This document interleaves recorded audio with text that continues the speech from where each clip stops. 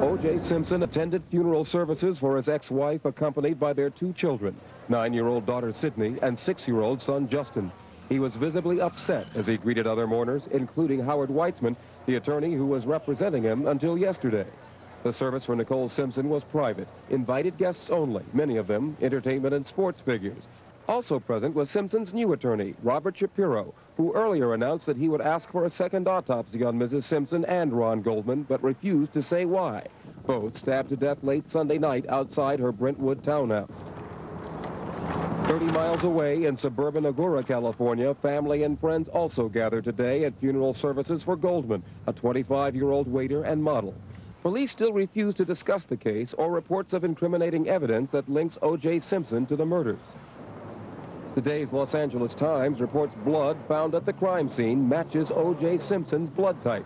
And while millions of people share the same blood type, the finding could be instrumental in placing Simpson at the scene of the killing, since neither victim shared his blood type.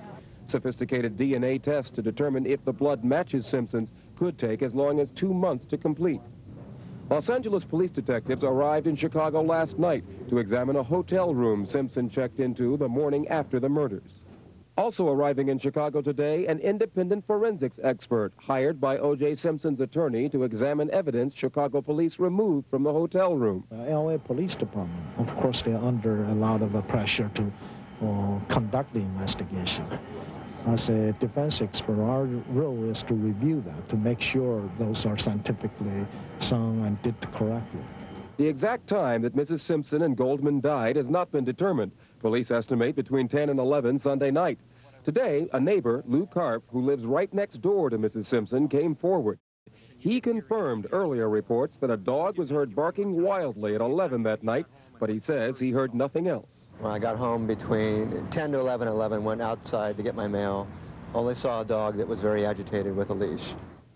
A report filed today by the Chicago detectives corroborates published reports of O.J. Simpson's stay at the O'Hare Plaza Hotel and reports of a bloody towel found in the room and pillowcases with traces of blood. Simpson told Los Angeles police he had cut his hand on a broken glass. Simpson's whereabouts at this hour are unknown.